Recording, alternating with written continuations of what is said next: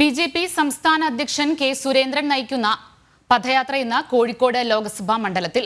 യാത്രയുടെ മുന്നോടിയായി കെ സുരേന്ദ്രൻ ശ്രീവളയനാട് ദേവീക്ഷേത്രത്തിൽ ദർശനം നടത്തും. തത്സമയ വിവരങ്ങളുമായി വിനീഷ് ചേരുന്നു. വിനീഷ്, എന്തൊക്കെയാണ് വിശദാംശങ്ങൾ?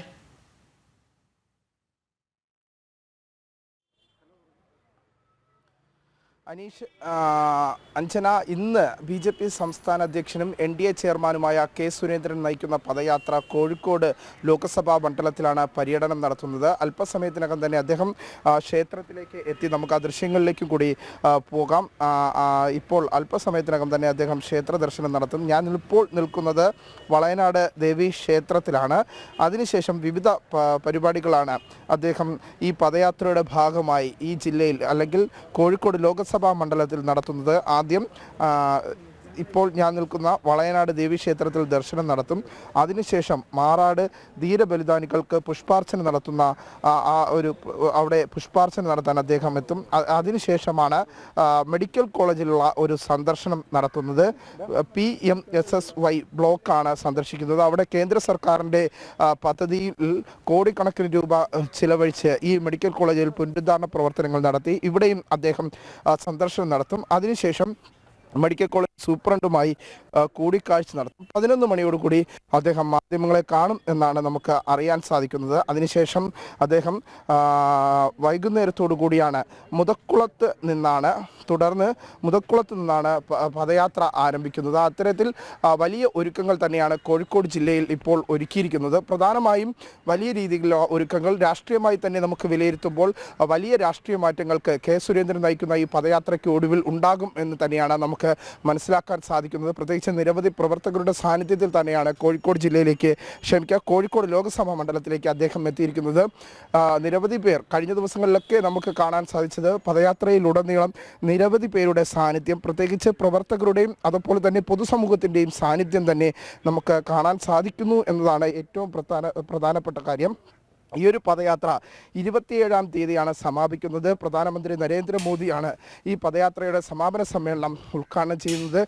തിരുവനന്തപുരത്ത് സമാപിക്കുമ്പോൾ വൻ രാഷ്ട്രീയ മാറ്റത്തിനായിരിക്കും കേരളത്തിൽ ആക്കം കുറിക്കുക എന്ന കാര്യത്തിൽ സംശയമില്ല. അതിലുള്ള വലിയൊരു പടയൊരുക്കം തന്നെയാണ് ബി.ജെ.പിയുടെ സംസ്ഥാന നേതാക്കളും കേന്ദ്ര നേതാക്കളും ഇപ്പോൾ ആക്കം കൂട്ടുന്നത്. പ്രത്യേകിച്ച് ഈ ഒരു പദയാത്ര ആരംഭിച്ച സമയം മുതൽ തന്നെ നിരവധി പ്രവർത്തകർ മറ്റു രാഷ്ട്രീയ പാർട്ടികൾ ഉപേക്ഷിച്ച്, പ്രത്യേകിച്ച് CPM-ൻ്റെയും കോൺഗ്രസിൻ്റെയും ഉൾപ്പെടെയുള്ള നിരവധി നേതാക്കൾ ബി.ജെ.പിയുടെ ഭാഗമാകുന്ന ഒരു കാഴ്ച തന്നെ നമുക്ക് കാണാൻ സാധിച്ചു. അത് നമുക്ക് പല ഘട്ടങ്ങളിലുമായി മനസ്സിലാക്കാൻ സാധിച്ചിട്ടുണ്ട്. പ്രത്യേകിച്ച് നിരവധി പ്രവർത്തകർ ബി.ജെ.പിയുടെ ഭാഗമാകുന്നു. ബൂത്ത് തല പ്രവർത്തനങ്ങളിൽ ബി.ജെ.പി വലിയ തരത്തിൽ സംഘടനാ തലത്തിൽ മുന്നോട്ട് പോകുന്ന ഒരു കാഴ്ച അതും നമുക്ക് ഈ ഒരു പദയാത്രയിലൂടെ കാണാൻ സാധിക്കുന്നുണ്ട്. അതുകൊണ്ട് തന്നെ വലിയ രാഷ്ട്രീയ മാറ്റത്തിനായിരിക്കും ഇത്തവണ ഈ ഒരു പദയാത്രയിലൂടെ തുടക്കം കുറിക്കുക. ലോക്സഭാ തെരഞ്ഞെടുപ്പ് പടിവാതിക്കൽ എത്തി നിൽക്കുന്ന സാഹചര്യത്തിൽ വലിയ മാറ്റങ്ങൾക്ക് തുടക്കം കുറിക്കും ഈ ഒരു പദയാത്ര എന്ന കാര്യത്തിൽ സംശയമില്ല. അദ്ദേഹം ഇപ്പോൾ ക്ഷേത്ര ദർശനത്തിനായി ക്ഷേത്രത്തിനുള്ളിലേക്ക് കടന്നിരിക്കുകയാണ്. അതിനുശേഷമാണ് മാറാട് ബലിദാനികളുടെ ആ സ്ഥലത്തെത്തി പുഷ്പാർച്ചന നടത്തുന്ന ചടങ്ങിലേക്ക് കടക്കുക. തുടർന്ന് വിവിധ സാമുദായിക നേതാക്കളും മത പുരോഹിതന്മാരുമായും കൂടിക്കാഴ്ച നടത്തും. അതിനുശേഷമായിരിക്കും മറ്റ് പൊതുപരിപാടികളിലേക്ക് കടക്കുക. വൈകുന്നേരം 4 മണിക്ക് ശേഷം മുതുകുളത്ത് നിന്നാണ് പൊതുപരിപാടി ആരംഭിക്കുന്നത്, പദയാത്ര ആരംഭിക്കുന്നത്. കാസർഗോഡ് നിന്ന് ഈ ഒരു പദയാത്ര ആരംഭിക്കുന്ന സമയത്ത് തന്നെ നിരവധി പ്രവർത്തകരുടെ സാന്നിധ്യം, ഒപ്പം തന്നെ ഞാൻ നേരത്തെ സൂചിപ്പിച്ചതുപോലെ തന്നെ പൊതുസമൂഹത്തിൻ്റെ സാന്നിധ്യം ഉൾപ്പെടെ നമുക്ക് കാണാൻ സാധിച്ചിരുന്നു. അതുകൊണ്ട് തന്നെ വലിയ രാഷ്ട്രീയ മാറ്റത്തിന് ഇത്തവണ ഈ ഒരു പദയാത്ര തുടക്കം കുറിക്കും എന്ന കാര്യത്തിൽ സംശയമില്ല. രാഷ്ട്രീയമായി തന്നെ നമുക്ക് വിലയിരുത്തുമ്പോൾ നിരവധി പേർ NDAയുടെ ഭാഗമാകുന്നു, ദേശീയ ജനാധിപത്യ സഖ്യത്തിൻ്റെ ഭാഗമാകുന്ന കാഴ്ച കാണാൻ സാധിക്കുന്നു. അതുകൊണ്ട് തന്നെ നമുക്ക് ഈ ഒരു പദയാത്ര തുടങ്ങിയതിന് ശേഷമാണ് PC ജോർജ് അടക്കമുള്ളവർ ബി.ജെ.പിയുടെ ദേശീയ നേതാക്കളിൽ നിന്ന് അംഗത്വം സ്വീകരിച്ചുകൊണ്ട് NDAയുടെ ഭാഗമാകുകയല്ല, പ്രത്യേകിച്ച് ബി.ജെ.പിയുടെ ഭാഗമാകുന്ന ഒരു കാഴ്ച കാണാൻ സാധിച്ചു.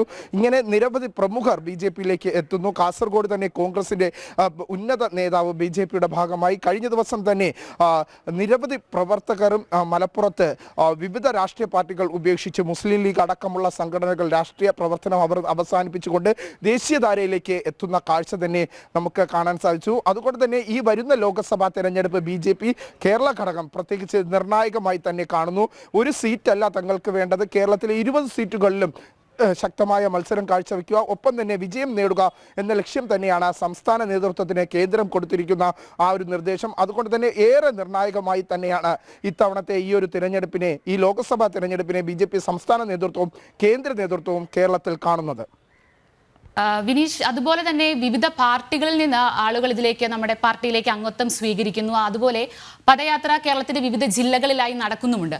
അപ്പോൾ ഈ പദയാത്രയുടെ ഒരു ഉറപ്പ് തന്നെയല്ലേ, അല്ലെ ഈ സർക്കാരിനോടുള്ള, അല്ലെങ്കിൽ ജനങ്ങൾക്ക് ഈ സർക്കാരിനുള്ള ഉറപ്പ് കൂടി വരുന്നതിനും ഈ പദയാത്ര ഒരു കാരണമായി മാറുകയല്ലേ?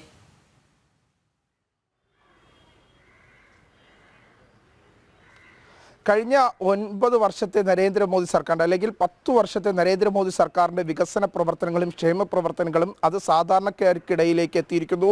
ഒപ്പം തന്നെ നരേന്ദ്രമോദിയുടെ പ്രഭാവം അത് ലോകമാസകലം അദ്ദേഹത്തിൻ്റെ ആ പ്രഭാവം വലിയ രീതിയിൽ ഉയർന്നു നിൽക്കുന്നു. ഇതെല്ലാം തന്നെ സാധാരണക്കാരായ ആളുകളെ BJPയിലേക്കും അല്ലെങ്കിൽ ദേശീയ ജനാധിപത്യ സഖ്യത്തിലേക്കുമൊക്കെ എത്തിക്കാനുള്ള ഒരു ആക്കം കൂട്ടുന്നു എന്ന കാര്യത്തിൽ സംശയമില്ല. ഒപ്പം സംസ്ഥാനത്തെ കഴിഞ്ഞ പിണറായി സർക്കാരിൻ്റെ, 2 പിണറായി സർക്കാരിൻ്റെ കാലഘട്ടത്തിലെ ഒരു ഭരണവിരുദ്ധ വികാരവും അത് BJPക്ക് ഇത്തവണ ലോക്സഭാ തെരഞ്ഞെടുപ്പിൽ ഗുണം ചെയ്യും എന്ന വിലയിരുത്തൽ തന്നെയാണ് രാഷ്ട്രീയ നിരീക്ഷകർ പ്രധാനമായും വിലയിരുത്തുന്നത്. ഒപ്പം തന്നെ BJP കേന്ദ്ര നേതൃത്വവും സംസ്ഥാന നേതൃത്വവും അത്തരത്തിൽ തന്നെയാണ് വിലയിരുത്തുന്നത്. പ്രത്യേകിച്ച് ഞാൻ നേരത്തെ സൂചിപ്പിച്ചതുപോലെ തന്നെ കാസർഗോഡ് ജില്ലയിൽ നിന്ന് പദയാത്ര തുടങ്ങി കഴിഞ്ഞ ദിവസം പൊന്നാനി ലോക്സഭാ മണ്ഡലത്തിൽ പദയാത്ര എത്തി നിൽക്കുമ്പോൾ നമുക്ക് മനസ്സിലാക്കാൻ സാധിക്കുന്നത് ആയിരക്കണക്കിന് പ്രവർത്തകരാണ് വിവിധ രാഷ്ട്രീയ പാർട്ടികൾ ഉപേക്ഷിച്ച് BJPയിലേക്ക്, ദേശീയധാരയിലേക്ക് എത്തുന്ന കാഴ്ച കാണാൻ സാധിക്കുന്നു. സമാനമായ രീതിയിൽ തന്നെയാണ് വരും ദിവസങ്ങളിലും വിവിധ